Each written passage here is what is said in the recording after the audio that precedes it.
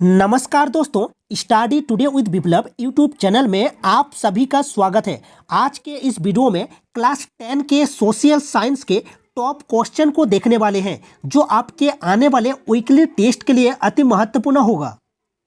आपको पता होगा कि इस बार सोशल साइंस के हिस्ट्री, ज्योग्राफी और सिविक्स से क्वेश्चन पूछा जाएगा। हिस्ट्री से क्वेश्चन पूछा जाएगा, ज्योग्राफी से क्वेश्चन पूछा जाएगा और सिविक्स से क्वेश्चन पूछा जाएगा।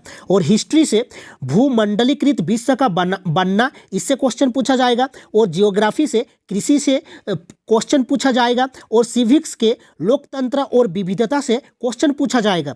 बट इकोनॉमिक्स से क्वेश्चन पूछा नहीं जाएगा। इसलिए आज के इस वीडियो में हम ज्योग्राफी के, कृषि के टॉप क्वेश्चन को उठाए हैं। तो वीडियो को अंत तक देखिएगा, वीडियो को लाइक करिएगा और दोस्तों में शेयर करिएगा। तो चलिए वीडियो को शुरू करते हैं।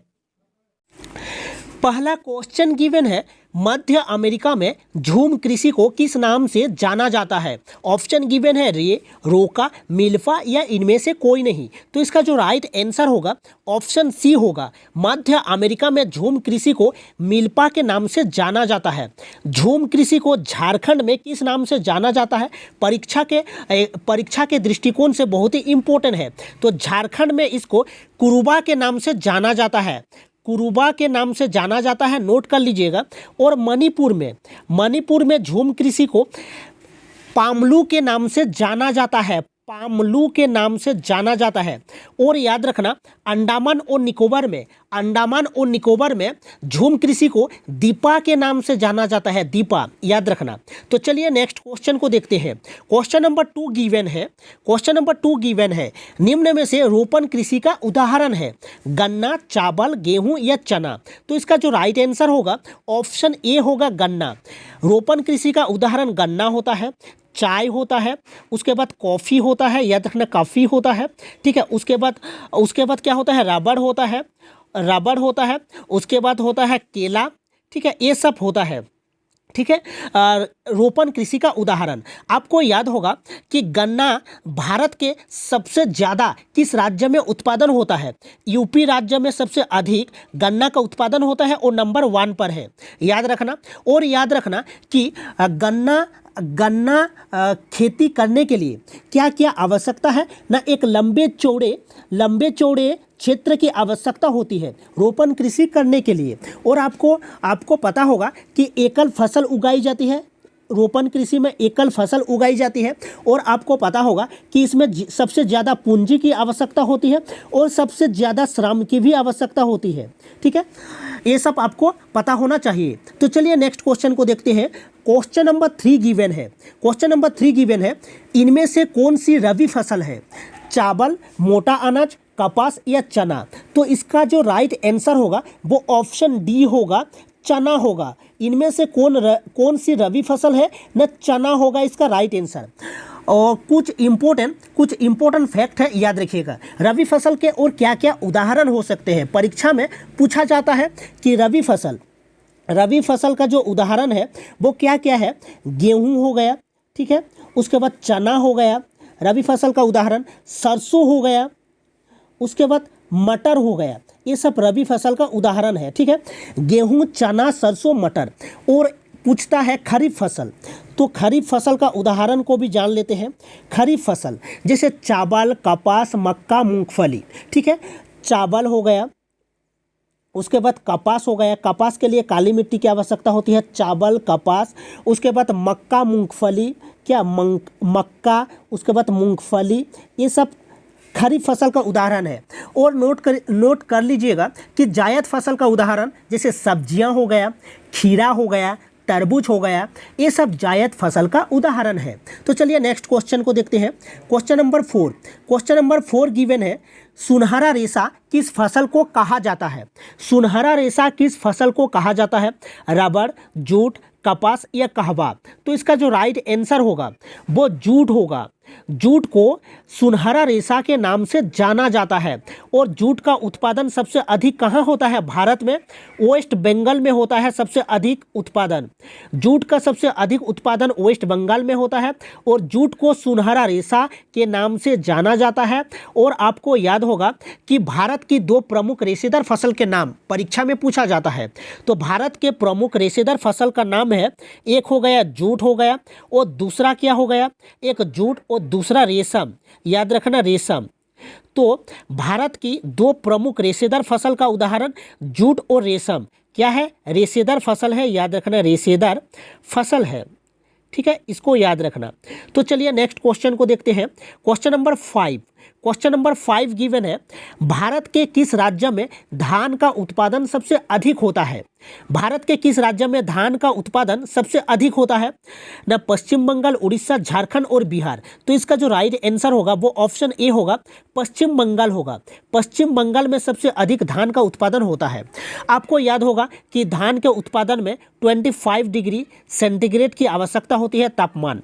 ठीक है, और आपको याद होगा कि चावल के उत्पादन में पूरे वर्ल्ड में भारत पूरे वर्ल्ड में दूसरे नंबर पर है। याद रखना, चावल के उत्पादन में पूरे वर्ल्ड में भारत दूसरे नंबर पर है और प्रथम नंबर पर कौन है? चीन है। याद रखना, चावल के उत्पादन में। तो चलिए नेक्स्ट क्वेश्चन को देखते हैं। तो इसका राइट आंसर पश्चिम बंगाल होगा। भारत के किस राज्य में धान का उत्पादन सबसे अधिक होता है? पश्चिम बंगाल होगा। चलिए नेक्स्ट क्वेश्चन को देखते हैं। Question number 6। Question number 6 given है, धान की फसल उत्पादन के लिए तापमान की आवश्यकता होती है। अभी हमने डिस्कस किए 25 डिग्री सेंटीग्रेड होगा, 25 डिग्री सेंटीग्रेड होगा। ठीक है, धान की फसल उत्पादन के लिए तापमान की जो आवश्यकता होती है वो 25 डिग्री सेंटीग्रेड होता है। और आपको याद होगा कि पूरे वर्ल्ड में चावल के उत्पादन में भारत दूसरे नंबर पर आता है। तो चलिए नेक्स्ट क्वेश्चन को देखते हैं। क्वेश्चन नंबर 7 गिवन है, किस प्रकार के मृदा में कपास की खेती होती है? बलुआ मिट्टी, काली मिट्टी, लाल मिट्टी या कोई नहीं? तो इसका जो राइट आंसर होगा वो काली मिट्टी होगा। ऑप्शन बी होगा राइट आंसर, काली मिट्टी। तो कपास की खेती के लिए काली मिट्टी की आवश्यकता होती है, याद रखिएगा। तो चलिए नेक्स्ट क्वेश्चन को देखते हैं। Question number 8। Question number 8 given है, क्वेश्चन नंबर 8 गिवन है, भारत किस फसल का विश्व में अग्रणी उत्पादक है? अग्रणी उत्पादक है। तो चाय, कॉफ़ी, दही या दाल? तो इसका जो राइट आंसर होगा वो चाय होगा। ठीक है, चाय एक रोपण कृषि का उदाहरण होता है, याद रखिएगा। ठीक है, तो भारत किस फसल का विश्व में अग्रणी उत्पादक है? ना चाय है। पूरे नंबर 1 पर है चाय के उत्पादन में भारत। और अगर स्टेट पूछे कि भारत के किस राज्य में सबसे अधिक या फिर नंबर 1 स्टेट है चाय के उत्पादन में, तो वो आसाम होगा। आसाम होगा, याद रखना। ठीक है, और कॉफ़ी भारत के किस राज्य में उत्पादन होता है? कर्नाटक, याद रखना। एग्जाम पॉइंट ऑफ व्यू से काफ़ी ज़्यादा इंपॉर्टेंट है। भारत के किस राज्य में कॉफ़ी का उत्पादन होता है? कर्नाटक राज्य में, याद रखना। ठीक है, तो इसका राइट आंसर होगा ऑप्शन ए चाय। चलिए नेक्स्ट क्वेश्चन को देखते हैं। नेक्स्ट क्वेश्चन गिवन है, ऑपरेशन फ्लड किस क्रांति से संबंधित है? ऑप्शन गिवन है हरित क्रांति, श्वेत क्रांति, नीली क्रांति या औद्योगिक क्रांति? तो इसका जो राइट आंसर होगा वो श्वेत क्रांति होगा। याद रखना, श्वेत क्रांति। ऑपरेशन फ्लड को श्वेत क्रांति के नाम से जाना जाता है। और आपको याद होगा कि ऑपरेशन फ्लड का जो उद्देश्य था वो भारत में दूध की कमी को दूर किया जा सके।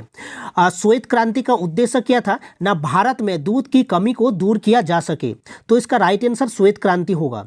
नेक्स्ट क्वेश्चन को देखते हैं। Question number 10। Question number 10 given है, भारत की प्रमुख खाद्य फसल है गेहूं और मक्का और चना या फिर चावल और बाजरा या चावल और गेहूं? तो इसका जो राइट आंसर होगा वो चावल और गेहूं होगा। चावल और गेहूं होगा इसका राइट आंसर। भारत की प्रमुख खाद्य फसल है। चावल एक खरीफ फसल है, चावल जो है एक खरीफ फसल है और गेहूं जो है एक रबी फसल है, याद रखना। ठीक है, चलिए नेक्स्ट क्वेश्चन को देखते हैं। इनमें से कौन फलीदार फसल है? नेक्स्ट क्वेश्चन, इनमें से कौन फलीदार फसल है? चावल, चना, कपास या मोटा अनाज? तो इसका जो राइट आंसर होगा वो चना होगा। चना क्या है? एक फलीदार फसल है। और चना क्या है? एक रबी फसल होता है, याद रखना। और चावल क्या है? एक खरीफ फसल है। ठीक है, खरीफ फसल है। और कपास के लिए क्या चाहिए? काली मिट्टी की आवश्यकता होती है। काली मिट्टी की आवश्यकता होती है। और कपास, पूरे वर्ल्ड में भारत दूसरे नंबर पर है कपास के उत्पादन में, याद रखना ये भी पूरे वर्ल्ड में दूसरे नंबर पर है। चलिए नेक्स्ट क्वेश्चन को देखते हैं। Question number 12, question number 12 given है, मणिपुर में कर्तन धन प्रणाली कृषि को किस नाम से जाना जाता है? झूम, दीपा, स्थानांतरित या पामलू? तो इसका जो राइट आंसर होगा वो पामलू होगा। मणिपुर में कर्तन धन प्रणाली कृषि को पामलू के नाम से जाना जाता है। और दीपा, देखिए झूम कृषि को कहाँ पर, अंडमान और निकोबार द्वीप समूह में दीपा के नाम से जाना जाता है, झूम कृषि को, याद रखना। या फिर कर्तन धन प्रणाली को अंडमान और निकोबार में दीपा के नाम से जाना जाता है और मणिपुर में पामलू के नाम से जाना जाता है। तो इसका जो राइट आंसर होगा वो ऑप्शन डी होगा। चलिए नेक्स्ट क्वेश्चन को देखते हैं। क्वेश्चन नंबर 13, भारत में चाय का प्रमुख उत्पादक राज्य है। भारत में चाय का प्रमुख उत्पादक राज्य है केरल, बिहार, असम या मणिपुर? तो इसका जो राइट आंसर होगा वो असम होगा, वो असम होगा, याद रखना असम। और केरल में क्या उत्पादन किया जाता है? रबड़ उत्पादन किया जाता है, याद रखना केरल में रबड़। और याद रखना मणिपुर में जो झूम कृषि को पामलू के नाम से जाना जाता है, किसको? झूम कृषि को पामलू के नाम से जाना जाता है मणिपुर में। तो इसका जो राइट आंसर होगा वो असम होगा। चलिए नेक्स्ट क्वेश्चन को देखते हैं। नेक्स्ट क्वेश्चन को देखिए, क्वेश्चन नंबर 14। क्वेश्चन नंबर 14, विश्व में कपास के उत्पादन में भारत का स्थान है, पहला, दूसरा, तीसरा या चौथा? तो इसका जो राइट आंसर होगा वो दूसरा होगा, दूसरा। और कपास की खेती के लिए काली मिट्टी की आवश्यकता होती है, याद रखना। नेक्स्ट क्वेश्चन गिवन है सब्जेक्टिव क्वेश्चन। तो चलिए अब हम सब्जेक्टिव क्वेश्चन को डिस्कस कर लेते हैं। तो पहला क्वेश्चन गिवन है, गहन कृषि क्या है? तो देखिए गहन कृषि क्या है? वह खेती जिसमें अत्यधिक उत्पादन के लिए प्रति इकाई भूमि पर पूंजी और श्रम की अधिक मात्रा का प्रयोग करके किया जाता है, उसे गहन कृषि कहते हैं। और नेक्स्ट क्वेश्चन गिवन है कि कपास के उत्पादन के लिए भौगोलिक स्थिति का क्या होनी चाहिए? तो नंबर 1 तो काली मिट्टी की आवश्यकता होती है, याद रखिएगा। तो कपास के उत्पादन के लिए काली मिट्टी उपयुक्त मानी जाती है। इस फसल के लिए उच्च तापमान, हल्की वर्षा, उच्च तापमान, हल्की वर्षा या फिर सिंचाई 210 पाला रहित दिन में खिली धूप की आवश्यकता होती है। तो चलिए नेक्स्ट क्वेश्चन को देखते हैं। रेशेदार फसलों से आप क्या समझते हैं? रेशेदार फसलों से आप क्या समझते हैं? तो देखिए कपास, जूट, सन और प्राकृतिक रेशम भारत में उगाई जाने वाली मुख्य रेशेदार फसल है। इनमें से 3 मिट्टी में फसल उगाने से प्राप्त होती है और चौथा रेशम के कीड़े से कोकून प्राप्त होता है। तो याद रखिएगा। तो चलिए नेक्स्ट क्वेश्चन को देखते हैं। नेक्स्ट क्वेश्चन को देखिए, रोपण कृषि क्या है? रोपण कृषि क्या है? देखिए रोपण कृषि के लिए लंबे चौड़े क्षेत्र की आवश्यकता होती है और एकल फसल बोई जाती है, यानी कि सिंगल फसल बोई जाती है। इसके बाद रोपण कृषि के लिए अधिक पूंजी की आवश्यकता होती है और रोपण कृषि के लिए अधिक पूंजी के साथ साथ अधिक श्रम की भी आवश्यकता होती है। तो देखिए लिखा गया है कि रोपण कृषि एक प्रकार के वाणिज्यिक खेती है। इस प्रकार की खेती लंबे चौड़े क्षेत्र में एकल फसल बोई जाती है।